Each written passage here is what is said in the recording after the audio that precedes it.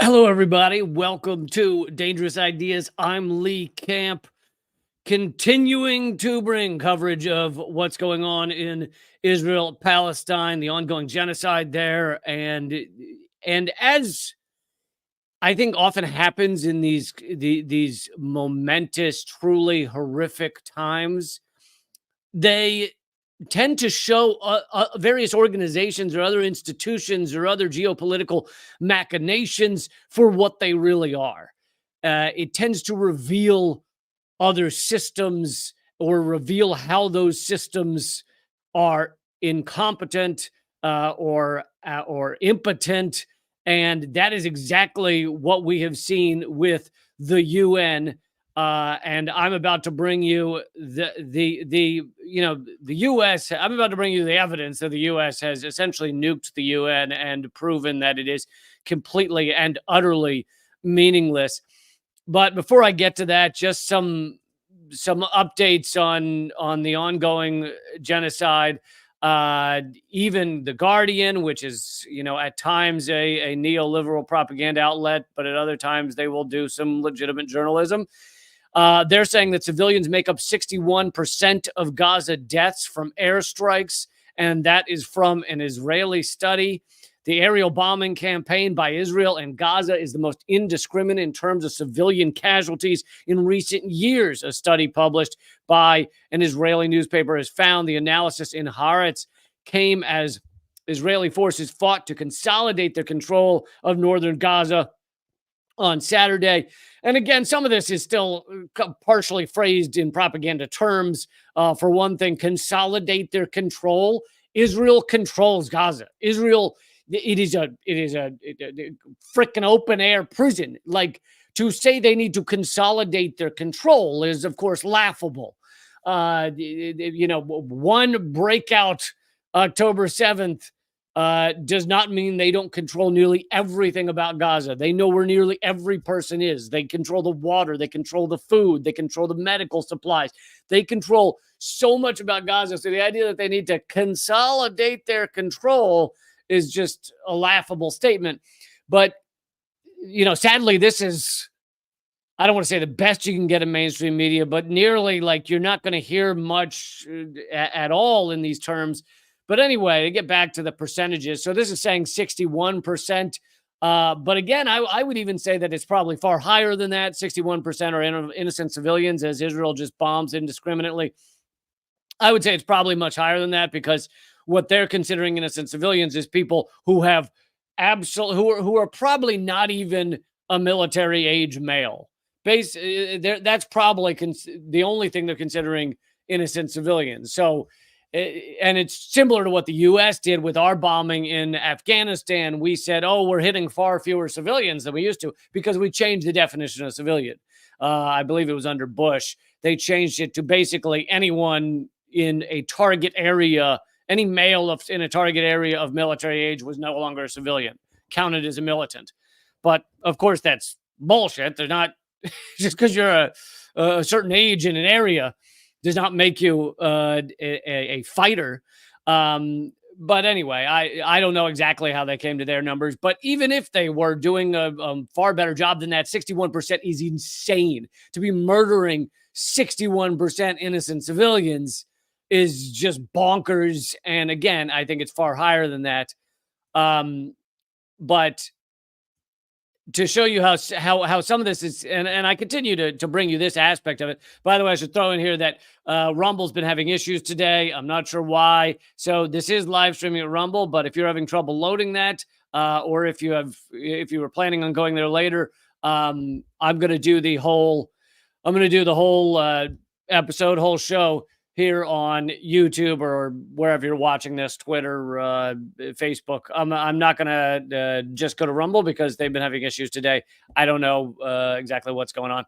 But so have no fear on that front.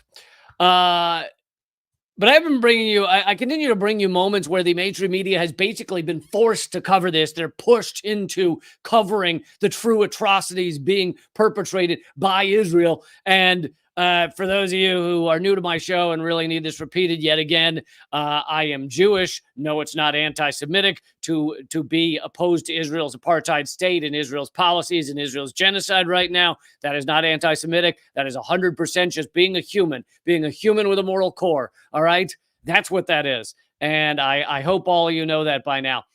But anyway, here is some mainstream media again getting pushed into basically they're in a position where they can hardly continue to put out the propaganda. Now battle rages. I think when you're talking about a genocide where you're killing over 50% innocent civilians and you're bombing hospitals, that's not a battle. So yeah, AP is still doing their propaganda best in some ways. But anyway, this is from Associated Press. But they do have a paragraph down here where it says, Israel faces international outrage after its military offensive with diplomatic support and arms from close ally, the United States. This sentence is phrased kind of weird, but anyway, Israel has killed thousands of Palestinian civilians, about 90% of Gaza's 2.3% displaced, and displaced often means made homeless, often means living in a tent, often means living in a nowhere, not knowing where you'll be living that night. So displaced is even a pleasant term, but compared to what the reality is. Anyway, displaced with a besieged territory where UN agencies say there is no safe place to flee. And let me just remind everybody that not only is the UN saying there's no safe place to flee, but something like 100 UN workers have been murdered by Israel. Israel is targeting UN workers because two reasons. One is because Israel does not want any aid, any help, any assistance getting to Gazans, even innocent civilians, so even children. So they want to get the UN to leave or get them murdered, to have perfect grammar, because that will facilitate the killing of all these civilians. And so one reason is because they don't want them getting help. The other reason is because the UN workers tend to be able to get their message out easier and with authority. So when you talk to any UN worker or UN workers say this and that is happening in Gaza right now, people tend to believe them. They go, oh, you work for the UN. And so that is why Israel's targeting them the same way they're targeting journalists. Israel is trying, the IDF is trying to make it impossible to get a message out of Gaza so that the world does not see this genocide anymore. But it's luckily so far it's not working. We're seeing it. People know the 2/3 of America want a ceasefire, and many of these Americans are not very bright on these issues, and yet even they get that this is horrific.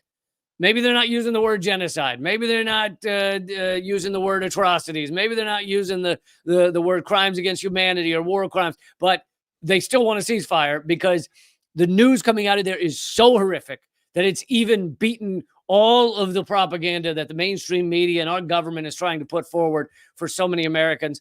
But so I wanted to bring you that even the Associated Press is talking about how horrific this is, and they do quite a lot of propaganda for the empire writ large.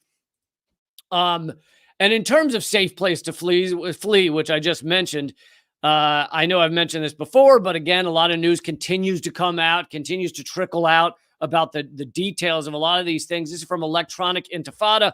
If you, I interviewed someone from there just a few weeks ago. If you want really good information and good writing on what's going on in Palestine, then Electronic Intifada is definitely a place to get it. Gaza's safe south is now a graveyard. So many of you, maybe most of you, know that the Gazans were told to flee south. They were told that is where they would be kept safe.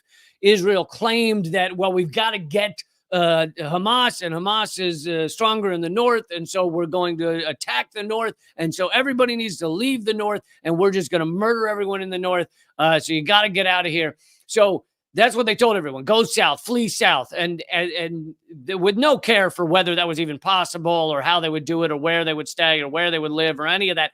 But they tell everyone to flee south, and now we've seen them bombing the south, bombing the places they told people to flee to.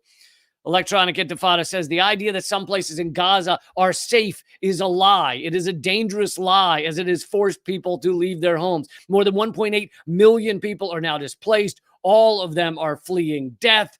Parents are trying to save their children from the horror of the constant bombing. People are clinging to the small remaining hope that the war will end soon. In Khan Yunis, southern Gaza, fears worsened after Israel began its ground invasion and stepped up its bombardment of the city. The bombardment of Khan Yunis was especially intense following the truce. They're bombing ambulances, they're bombing hospitals, they're bombing medical clinics. And why is and I know I'm repeating this because I brought this story, but I have a little new information about it. I brought this story to you a few days ago. Why are they bombing hospitals and medical clinics so thoroughly? It's not just that they don't want people to be able to survive from medical wounds and things like that, from various wounds. That's part of it, and they don't want babies being born, and they don't want intensive care. That's part of it. Yes, for folks mentioning in the chat, Rumble is having issues today. Apparently, they've been having issues all day long. I don't know if they're under an attack or it's just some other systemic problem, but that's why I'm going to do the whole live stream here on my Twitter, on Facebook, so you'll get it all here. But the other reason they want to bomb hospitals is because they want disease to be almost a larger killer, a more effective weapon than their bombs, which many officials are saying it could get there, that disease will ultimately kill more than bombs, especially if you have no medical system. And here is new information from Euromed Human Rights Monitor. They say epidemics and infectious diseases used by Israel to intensify its genocide in Gaza. The Gaza Strip is set to turn into a disaster area, Euromed Human Rights Monitor declared on Saturday, as infectious diseases and epidemics spread in a way that is catastrophic and unprecedented in modern history. More than 45% of the roughly 2.3 million people living in the Gaza Strip are children, said Euromed Monitor. And all Gazans, they say 45%. I'd even heard over 50%, but whatever. Nearly half of everyone in Gaza is children. All Gazans are at risk of death, not only due to deadly bombs and missiles, but also to epidemics and infectious diseases in light of a comprehensive health collapse. And this is what ethnic cleansing looks like. This is what genocide looks like. I mean, and as I brought to you a couple of days ago, you can look up the dictionary definition of genocide. You can look up the definition that is on the Holocaust Memorial Fund site, and you will check every single box on the list. Even though you only need one of them to count as a genocide, you will check every single one as you go down the list as to whether this actually fits that term. Given the record numbers and overcrowding of displaced people, the Human Rights Organization warned that the lack of clean drinking water, which is designed by Israel is making sure no clean water gets into Gaza, inadequate sanitation, and malnutrition, also designed by Israel, will certainly lead to a public health disaster. 63 days into this bloody air, land, and sea attacks throughout the Gaza Strip, over 1.8 million people have been forced into densely populated areas. So, the densely populated aspect of this, forcing everyone into very tight, and there's an image of one of these refugee camps of makeshift tents all on top of each other, forcing people into those tight areas. That's not an accident. It's not like Israel said, go south, and they just ended up living on top of each other. That is by design, because again, Israel, A, wants it easier to bomb people. If they want to kill a bunch of people, it's much easier if you're on top of each other. And B, and this maybe is the more important one, disease runs rampant when you have no medical system and you have struggling people on top of each other, people that are now facing starvation and so many other issues. So then we get to, where is the world? Why is the world not fighting against this? And many are speaking out, but why are actual nation states not freaking doing something about what is happening right now in Gaza.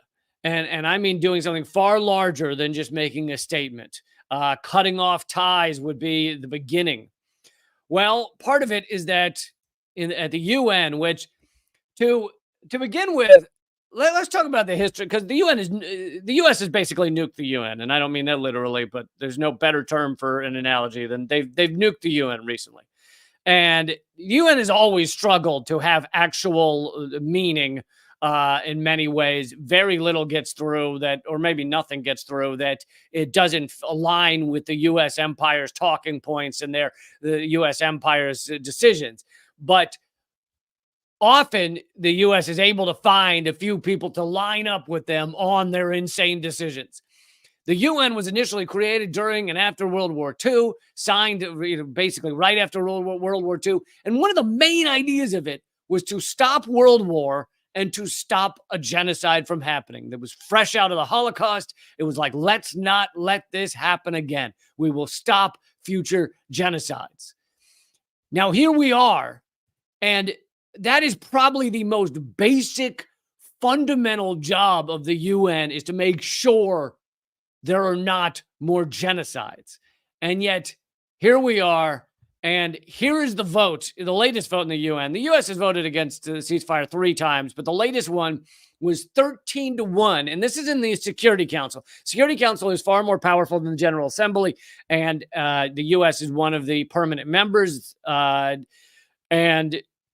the vote was 13-1. Out of all these countries, 13 of them voted for a ceasefire, immediate ceasefire, and one of them abstained. The United Kingdom abstained. The U.S. voted against, not just abstaining, voted against a ceasefire, blocked a ceasefire. And the way it works in the UN Security Council is that the U.S. or any of the permanent members, UK, Russia, China, they can block things. Their vote dominates all others, and they can veto anything. So the U.S. is the only country that made sure this genocide would continue, at least from the point of the UN. This doesn't mean the UN could have stopped it, but it would be far more powerful if the UN was demanding a ceasefire, and the U.S. stopped it. The countries voting for an immediate ceasefire: China, Russia, Switzerland, Gabon, Brazil, Ecuador, Malta, Ghana, Mozambique, Albania, Japan, United Arab Emirates, and France. As some of you might have noticed, some of these countries are not that large countries. That's because there is a rotating basis for the non-permanent members so that other countries get a chance to be on the Security Council. But the U.S. has nuked the main purpose, kind of the base level purpose of the United Nations. Do not allow another genocide in modern times. And it is completely ineffectual. So as I was saying at the beginning of this live stream, when you have these mass atrocities like this, they tend to reveal or destroy other organizations that prove their uselessness. And one of them, and I'm going to get to another one in a minute, the UN is proving completely impotent in their ability to stop a genocide because of the United States, purely because of the United States. The U.S. is making sure this genocide continues. It really is unbelievable. There's the map, but I mean, it is just so horrific because Israel's not going to stop. They're not going to stop until they've cleared out all of Gaza. They're going to stop until every man, woman, and child is either dead or is living in a tent in Egypt somewhere. And here's the thing: is they've stated that publicly. Many of them have stated that publicly. I can't go into that rant again because I did it last live stream, so I don't want to be too repetitive. But please, everybody, hit thumbs up. By the way, if you're watching, please do that. That does make a difference. So here's from Mondo Weiss. They do. It says news and opinion. Their motto is news and opinion about Palestine, Israel, and the United States. And this article is coming from an Israeli who now lives in Denmark, because I don't think he'd be allowed to remain alive if he lived in Israel. But this is from an Israeli, And he has an article that says, I used to think the term Judeo-Nazis was excessive. I don't any longer. Now I know that that term may sound oxymoronic, or may sound like it is completely implausible or insane to use the term Judeo-Nazis, but in fact, we're now at that point where they are behaving exactly like the Nazis. And I don't know how many times I'm allowed to say that word before YouTube completely shuts down my channel, but I think I've got like one or two more, so maybe I'll sprinkle them throughout. Anyway, the late Professor Leibowitz, Yeshayahu Leibowitz, applied the term Judeo-Nazis back in late 1980s when he referred to former Supreme Court Judge Meyer Landau, who effectively legalized torture by that description.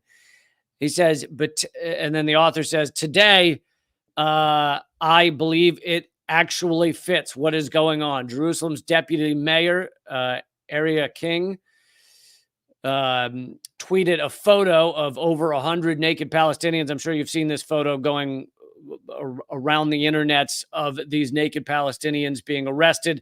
And Israel tried to say, oh, well, they're all Hamas fighters and we've caught them.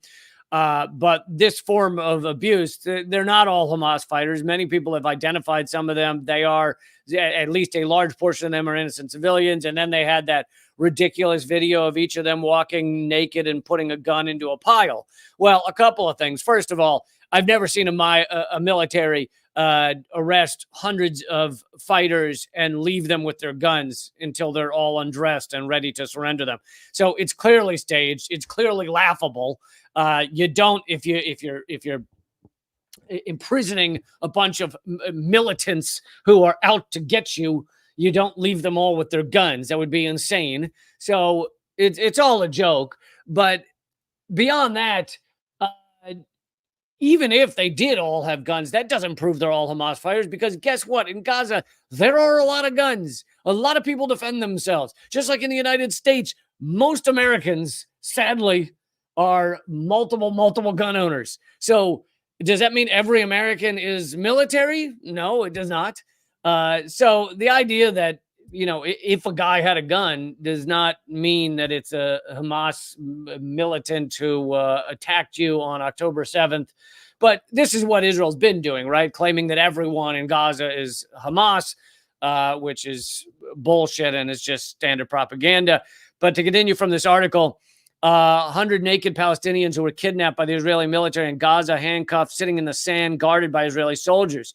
This is the Jerusalem's deputy mayor wrote, quote, the IDF is exterminating the Nazi Muslims in Gaza, and that we must up the tempo of.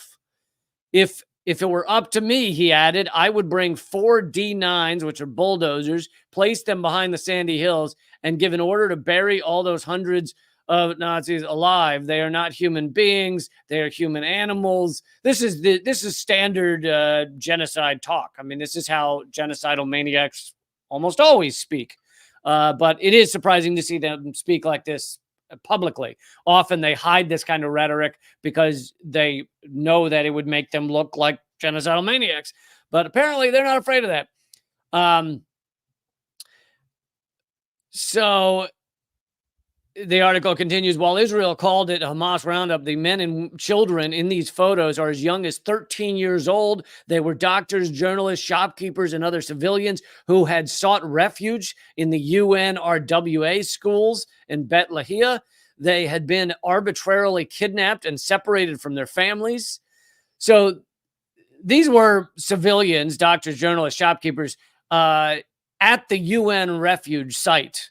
Basically, they thought these men, who were almost all with their families, thought that by being at the UN refugee site, they would be protected from this type of horrible torture and possible killing. I don't know how many of them Israel's going to murder, but and it turned out that it's not true, because Israel is violating every war crime convention we have. One of them being don't round up refugees and strip them naked and arrest them and kill some of them. that is also a war crime, as is just about everything Israel's doing.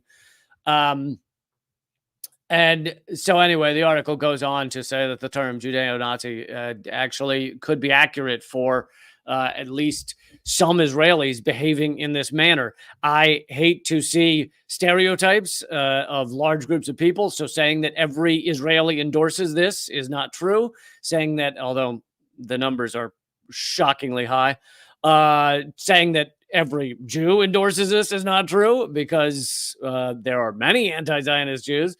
And there are many Jews who are Zionist, and that they believe Israel should be a thing, which you should not endorse an apartheid state, but who don't endorse this kind of behavior, who are opposed to genocide in this way. And so painting an entire group with one brushstroke is just pure idiocy. It's a barbaric level of a non-functioning brain.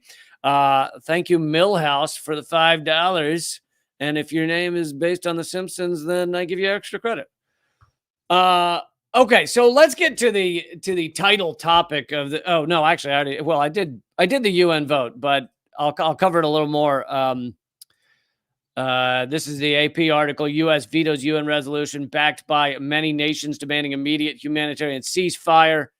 Yeah, I already covered most of this, so I won't go through it again. But it also is making the U.S. just look.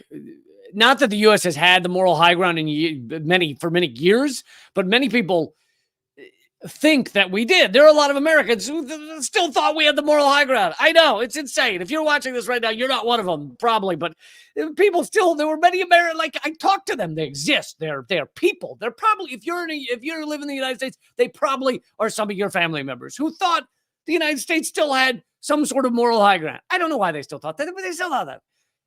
This is breaking that. It is busting open that myth of the U.S. because these bombs being dropped on Gaza, many of them are U.S. bombs, and I'm going to get to more about our U.S. bomb shipments in just a second. But before I do that, I want to show you some protesters to give you a little bit of good news. Show you the fight back. Show you the protest. Show you the standing up and making their voices heard. This is outside the New York Times in New York City, because they have been such a big propagandist for Israel, but for this war. They continue to just put out these propaganda stances, and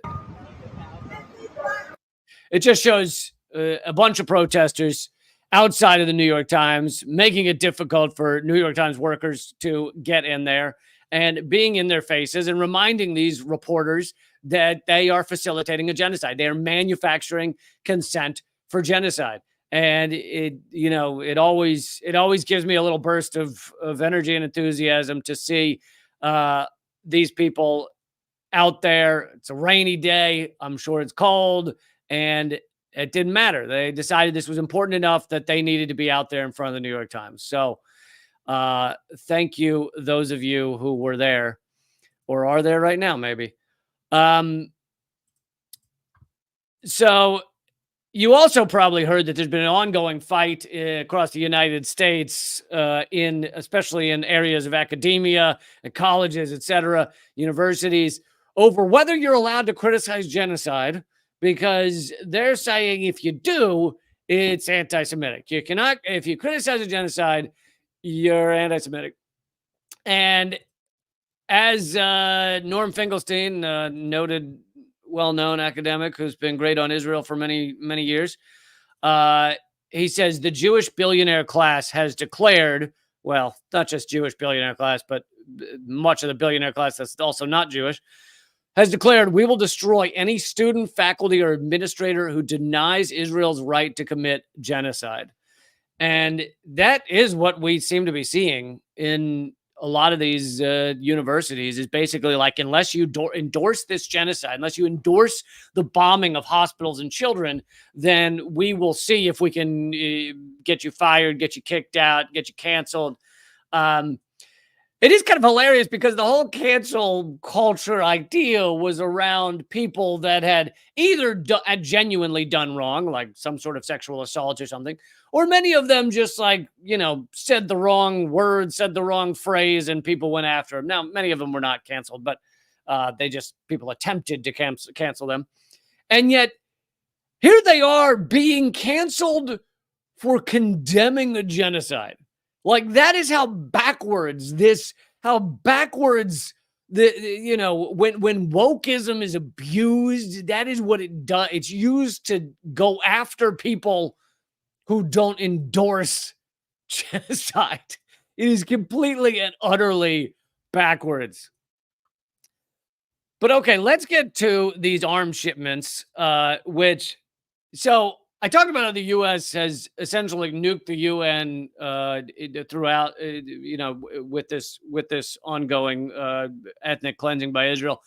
But the other thing that's been nuked, and this maybe isn't that new, many of you can find examples from the past, but we're at least seeing it again, is the ability of Congress to mean anything.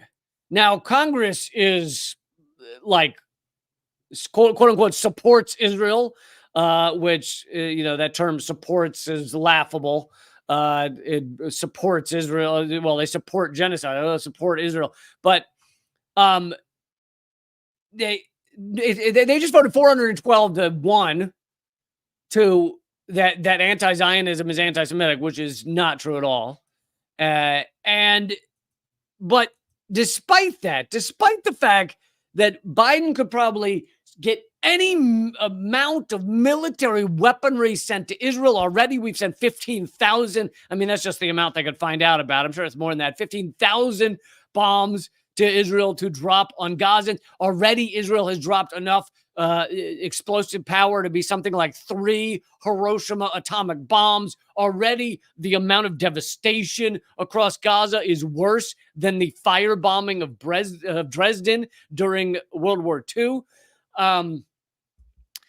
Anyway, despite the fact that Congress would have approved all of anything Biden wanted, that wasn't quick enough for the Biden administration, for this genocidal administration. So the U.S. government skipped congressional review to approve, quote, an emergency sale of tank shells to Israel. An emergency sale. So we're sending emergency tank shells to Israel to commit an ongoing genocide, an ongoing crime against humanity, an ongoing atrocity, an ongoing ethnic cleansing. We are sending emergency tank shells to them to do that, to help them do that. That is what the Biden administration is doing. Now, again, I am not at all saying Congress wouldn't have voted for this. They absolutely would have. They would have voted for it twice if they could. They would have sat there mashing the yes, yes, yes button if they had a choice. But that wasn't fast enough for the Biden administration. So, and I try and say the Biden administration as much as possible, because let's be honest, he's not doing a goddamn thing. He's not even there. He doesn't know what room he's in. These aren't his decisions. Anyway, and I'm sure if he disagrees with something that his, Blinken and the others, the Joint Chiefs, want to do, they just dress up as his dead father and come to him as a ghost, and he thinks it's real, and then he does whatever the dead ghost tells him to do. I'm sure that's how it's working right now. Anyway, they skipped congressional review, which Congress has a few kind of basic jobs. Like I said, the UN's base level job is don't allow a genocide. That's basic. Congress has a few base level jobs. And one of them is to declare war and control the purse strings of the country. Now, they gave up the right to declare war back basically since Vietnam. They never declare war anymore. It was a thing that the president had to go to Congress and say, hey, we're going to war. And then apparently at some point they realized, well, then we have to actually talk about going to war. We have to have a debate about whether we should go to war. Instead, we, the U.S. government, would like to just bomb willy-nilly all the time. 90-some% of our existence as a country, we have been bombing somewhere. And so they decided that slows us down too much. Not to mention, there is, back when they were deciding this, back in the 60s, 70s and shit, there was a slight level of democracy in Congress. There was a little bit of actual congressional, Congress people that would do what the people wanted, just a little. And that was too much for the U.S. war state. So now the war machine, the military industrial complex, they just bomb. Doesn't matter when. No, there's no declaration of war by Congress. So the only remaining, power that Congress had in terms of these atrocities being committed all over the world was the purse strings. Now, I have done a lot of coverage on how little Congress knows about that purse, to use the analogy, how little they know about where the money is going, how it's being used. Everything from the fact that 70% of the munitions being sent to Ukraine were not ending up on the front lines, meaning they were being sold to various, terrorist organizations or wherever a Ukrainian corrupt general wants to sell a missile. Wherever, it doesn't matter. But the point is, they were not ending up on the front lines, much of them. Even CNN and CBS reported that until they were forced by the White House and others to retract that story. But let's say they retracted it because they were overstating it, and it's only 60%. Still, that means that we don't know where the actual armaments are going. So you've got that factor of having no idea about this mass destruction, levels of mass destruction, who's getting what arms and weapons of mass death. Then you have another level of not knowing where the money is being spent or how it's being spent, and that is the trillions of dollars. It used to be $21 trillion of unknown financial adjustments, unaccounted for financial adjustments in the Pentagon's books. I've covered that extensively. There's also a couple of select articles in Forbes, and there was an article in The Nation about it. And the reason I can actually point out where the articles were is because there were about five. There were about five reporters bold enough to actually cover the fact that trillions of dollars was missing and continues to be missing. Now it's probably far higher than 21 trillion, but it was 21 trillion. So that's another level of the Congress having no idea where this money's going. Add on top of that the fact that the Pentagon has never been successfully audited. The Pentagon has tried to audit themselves, which is a legal requirement. They've legally been required to have an audit every year since 1996, and they never did it until like 6 years ago. They finally got forced into having an audit 6 years ago, and now they've done 5 audits, and each one takes like a year with over 1,000 auditors, accountants, or whatever, tax professionals, whatever the hell they are. Over 1,000 people work on it for a year or more. And every time the Pentagon comes out and says, hey, good news, we failed our audit. Meaning we cannot account for where the money's going. We can't even account for who's working here. We can't account for, as former Defense Secretary Robert Gates says, we can't account for how many people work in any given section or area of the Pentagon. So I've always said, if you need a job, just show up to the Pentagon. They'll probably think you work there. You could probably walk in there and say, yeah, I work here. And they'll be like, we can't prove otherwise. So that's another aspect of how little they know where the money's going. And then in these failed audits, in the last one at least, they said we failed our audits. We can't account for 55% of our assets. Let me repeat that. The Pentagon, one of the largest organizations in the world that is responsible for more death than any other organization in the world, says they can't account for 55% of their assets. They don't know their elbow from their assets. They don't know where half their shit is or what it is. There's reports, you can find them. You can find the reports where the articles where they found, 39 Black Hawk helicopters. They don't know buildings. There are buildings they don't know belong to them. There are buildings they think belong to them. And when the auditors go out to see these buildings to find out what's going on there, they find out nothing's going on in there because the Pentagon had forgotten they had that building. Like, it is a level because they have an unlimited amount of money, they don't care to keep track of this shit. And so they just really don't care. And of course, plenty of it is for hidden projects, hidden missions, all that shit. Newsweek a couple of years ago, I was thinking about recovering this story because it is so important, but we'll see, maybe on a future live stream. Newsweek a couple of years ago did a like multi-year investigation and found that the military has a secret undercover army of roughly 60,000 people that have fake identities. The Pentagon, our military, we have a secret army of 60,000 people in the U.S. who have fake identities. And that story kind of went by like a blip. Like most people didn't seem to care. Unbelievable.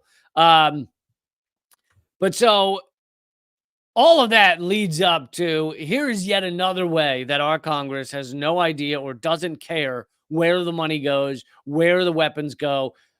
They do not care. And here is the White House skipping congressional review to just send more tank shells to Israel for this genocide. But Israel has already dropped tens of thousands of bombs and tens of thousands of tank shells on Gaza, on innocent civilians, and the U.S. is sprinting to provide more to make sure this continues. And yeah, these are your tax dollars. I know, MMT, but still, these are, if you want to believe anything's your tax dollars, this is your tax dollars. It is the largest. I've often said the Pentagon is the largest money laundering machine in the world because your taxes kind of go there and then they go through the money laundering machine of national security. And it's all fine because of national security. And you have to be excited about it because of national security. And then they launder it through that national security thing so that we all feel warm and fuzzy. Oh, it's keeping us safe. And then that money gets pumped back out to weapons contractors, to blood profiteers. So it's the largest money laundering scam in the world. And of course, the lobbyists and all those, plenty of other types of industries around it that circle like little bumblebees around the Pentagon. But also, it's the largest machine of mass human murder. The U.S. Pentagon is largest machine of mass human murder in the world. The Brown University Cost of War study showed we've killed 6 million in just the war on terror. And that was several years ago. So that does not count the current genocide in Gaza. And yeah, we're rushing to send tank shells over there. So really exciting, really exciting. Okay, I want to get to, and by the way, everybody, you'll notice I'm giving you this full hour right here on all the platforms rather than just Rumble, because Rumble's been having issues today. So I hope you appreciate it, and I hope you will. I have a bunch of stories coming up for you. I'm not wrapping up right now, but I hope you will support this show, first of all, by hitting thumbs up and hitting subscribe and hitting follow and all those good things, but also by becoming a member at leecamp.net. That will forward you to my locals page. You get tons of bonus content there. You get my book, which you can see on the screen right there, called Dangerous Ideas. That's my new ebook.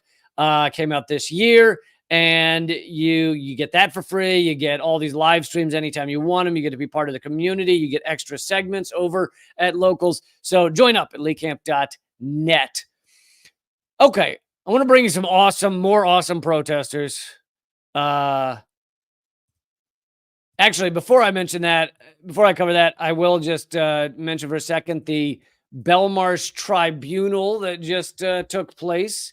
It is not a trial of Julian Assange. Instead, it is to bring attention to Julian Assange. There was just another one at the National Press Club in Washington, D.C. I attended that one just as a spectator, and it featured Abby Martin, John Kiriakou, Amy Goodman, I think his name is John McCaskill, the Guardian or former Guardian reporter, a bunch of other well-known international lawyers. And I thought I would play for you a real quick clip, a 2-minute clip from Abby's speech. Abby Martin gave a great fiery speech in defense of Julian Assange. So sorry, it starts and, ends mid-sentence, but Here is Abby Martin speaking. Blow to the U.S. war effort. Imagine for 1 second if the Bush administration locked up the CBS reporter who dared to publish those. Iraqis didn't have social media, but they did have WikiLeaks, which finally showed the world what American forces had kept hidden for so long. Washington worked very hard to control where journalists could access and what they could and could not report. WikiLeaks was the antidote for that lack of free press during what was the greatest atrocity in the modern era. The Iraq war logs forced Americans to confront what the United States was doing in our names. They gave proof to Iraqi society the extent to which US soldiers had been killing civilians. And the revelations made the occupation untenable. Chelsea Manning and Julian Assange helped end the Iraq war.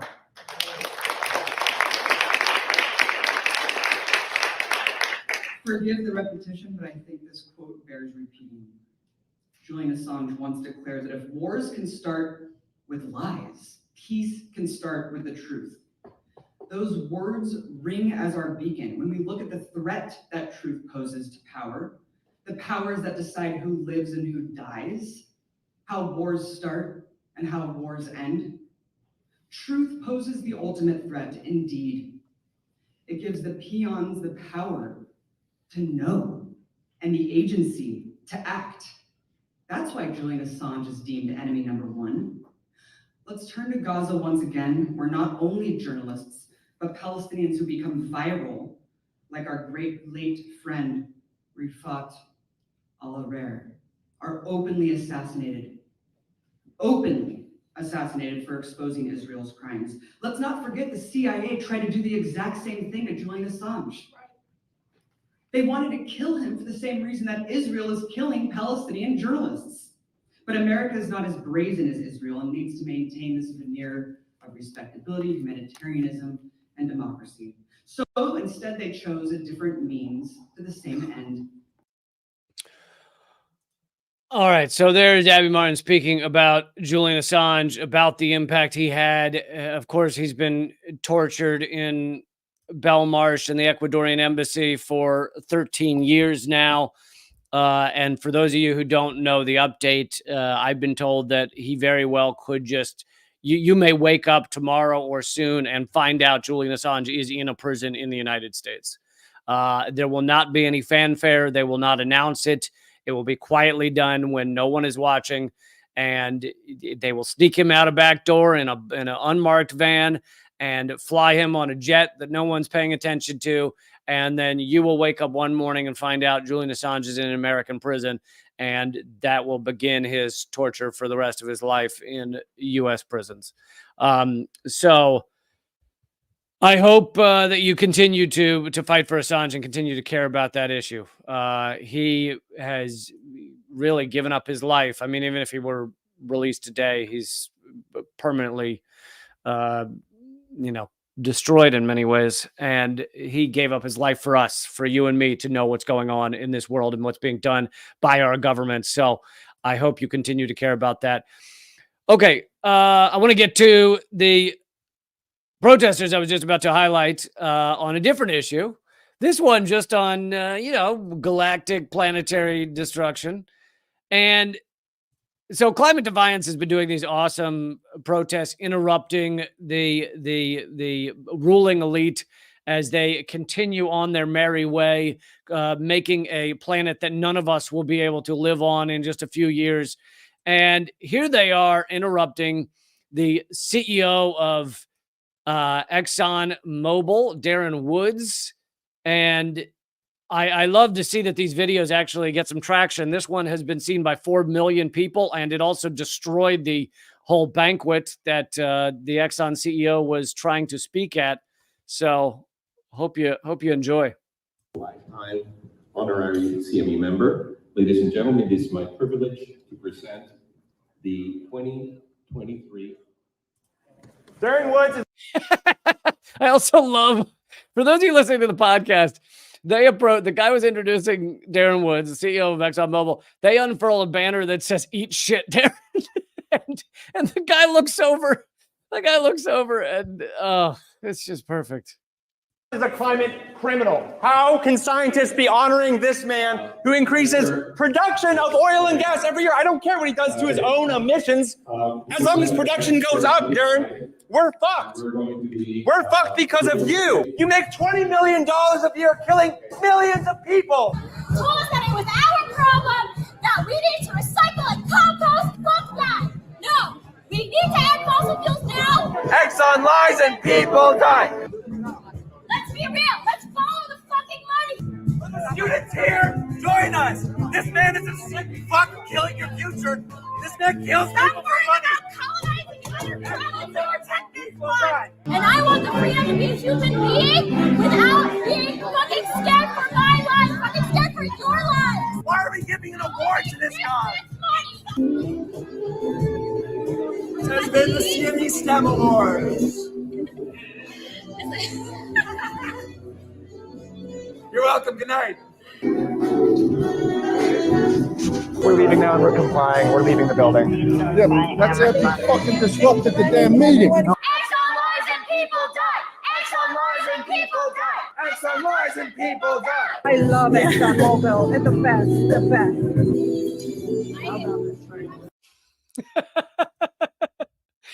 Oh, for those of you listening to the podcast, they cleared an entire room of these rich elite douchebags who were all sitting there to hear the CEO of ExxonMobil talk about how great ExxonMobil is.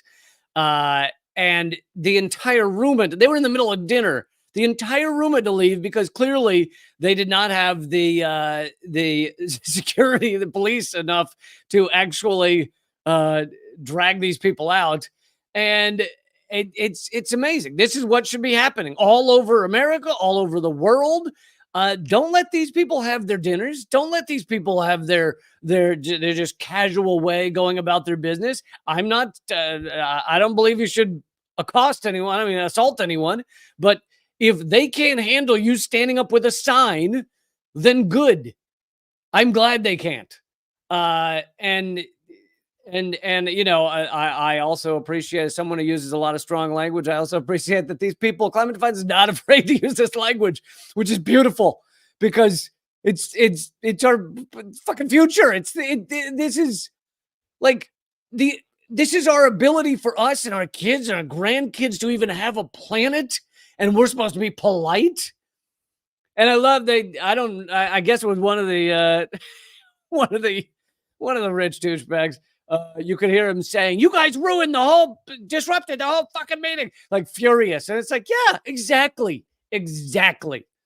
You know what else disrupts a lot of meetings is climate crisis, is the increased disasters we see happening around the world. Floods, mudslides, fires, hurricanes of unusual frequency and size.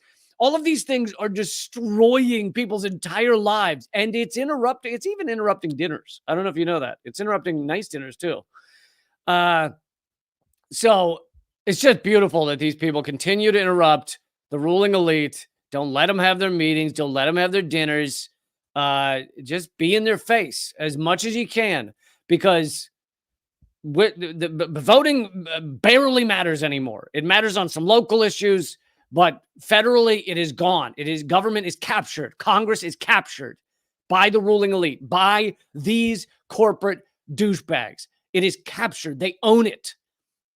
Large studies have shown that zero gets through Congress that does not align with corporate interests, meaning you will never get something through Congress that actually creates any change on the climate issue.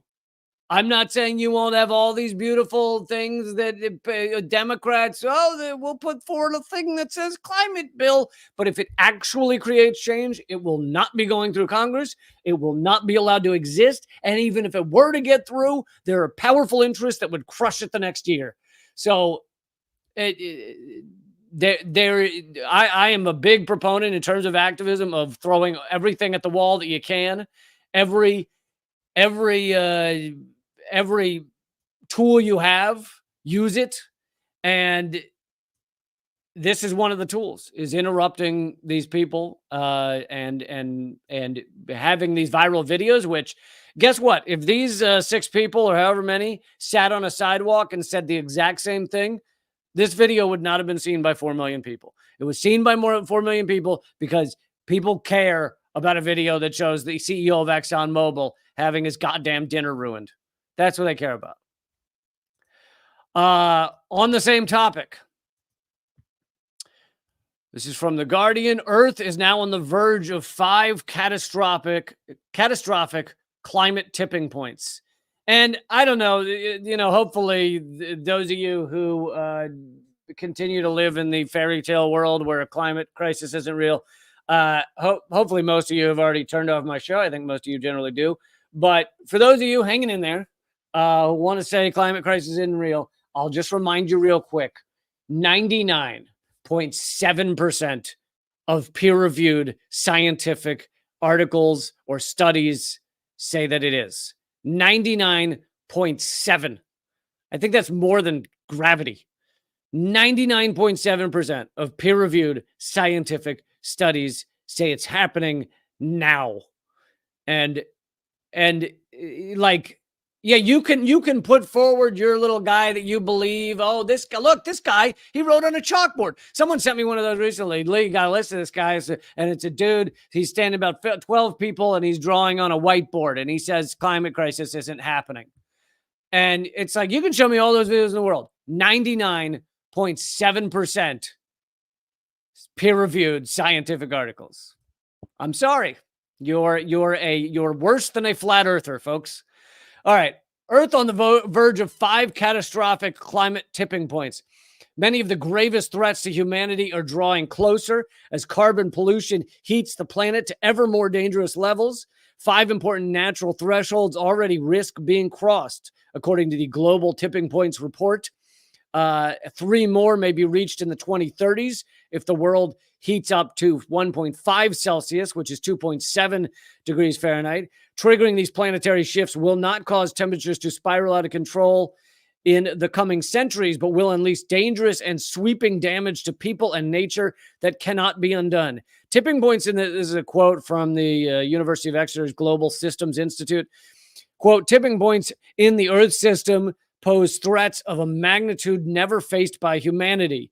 They can trigger devastating domino effects, including the loss of whole ecosystems and capacity to grow staple crops, with societal impacts, including mass displacement, political instability, and financial collapse. The tipping points at risk include the collapse of big ice sheets in Greenland and the West Antarctic. And as I brought you the other day, one of the largest icebergs ever to break off is now floating freely around the world. It is the size of Oahu, the island. Let's see. The widespread thawing of permafrost, which they say is a major tipping point, which is happening right now in Siberia because it releases massive amounts of methane, which is far more dangerous, a greenhouse gas than CO2. The death of the coral reefs in warm waters, which we're seeing steadily, and the collapse of one oceanic current in the North Atlantic. So these are all tipping points that then have spiral effects afterwards, and we're facing these tipping points right now. And yes, people will continue. There will be many people that continue to live as we face climate crisis. That doesn't mean it's not climate crisis. Many people will die, and we've already seen hundreds of millions. I can't remember the precise number, but hundreds of millions of climate refugees, people fleeing areas of their countries, people fleeing countries altogether that will not withstand the climate crisis. Whole areas of the United States are facing, 1,000-year droughts, completely changing the dynamic of our society. Certain industries collapse.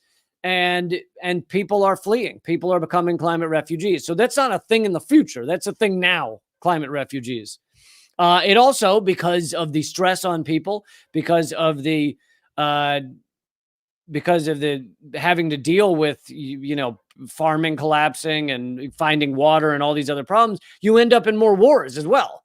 So people may die from ongoing climate wars. You may see fighting over clean water. Now, I have discussed a lot how a lot of these answers are out there, but shifting the entire world to a lot of these answers quickly almost never happens. Of course, I'd love to see that. I think we need a goddamn Manhattan Project for climate crisis, but we need a Manhattan Project for each different aspect of climate crisis. We need a Manhattan Project for getting clean water from salt water. We need a Manhattan Project for the most effective, cheapest pollution-wise ways to get energy around the world. But so much of this is not happening. Part of it because, a lot of it is profit over all else. So if you have a giant industry, even just selling bottled water, then they'll do everything they can to make it so that you can't get clean water just easily. But more importantly, of course, is the power of oil, the power of the petrodollar, the power of these oil companies. They're going to make sure that anything like fusion energy or other types of energy that are fully sustainable do not have an easy time becoming the most prevalent form of energy on the planet. And instead, we need to be doing the reverse. We should all be cooperating around the world with our smartest minds, our smartest goddamn scientists, to working on this nonstop, no matter the cost, no matter whether there's profit in it, to just create a sustainable planet. But instead, in capitalism, and you see, a lot of people will talk about some of these issues, but they won't actually get to the heart of it. In capitalism, you have to decide where the profit is and everything. You don't decide whether it's going to help people survive long term. That is not calculated into the capitalist system at any point. The only people calculating whether it will create a long-term sustainable society are those of us thinking outside of the capitalist system. Those of us who just want to see a sustainable world for all of us. Anyway, hope that made some sense. Thank you guys so much for being here. I'm sorry Rumble's not working, but for those of you who normally watch this on Rumble, it will be up there later, and hopefully it'll be working tomorrow. I live stream 4 days a week, Monday, Tuesday, Thursday, Friday at 3 p.m. Eastern, noon Pacific. Join me every single day. If you join me every single day, I'll give you a punch card. If you get 10 punches on it, then you get a free sandwich. So join me every single day. And this is also a podcast called The Lee Camp Show. But I can't do it without supporters. I really can't. So, in this end of year giving time, if you think you'd like to give me 38 cents an episode, that would be amazing, because you could join up at leecamp.net, which will forward you to my locals page, and become a member there, get all the perks there, and it could count as your end of the year giving. 38 cents an episode, and you'll make sure this show can continue, and I can continue to produce sentences that don't have so much stuttering. Thank you guys, and I will see you tomorrow, 3 p.m. Eastern. Keep fighting.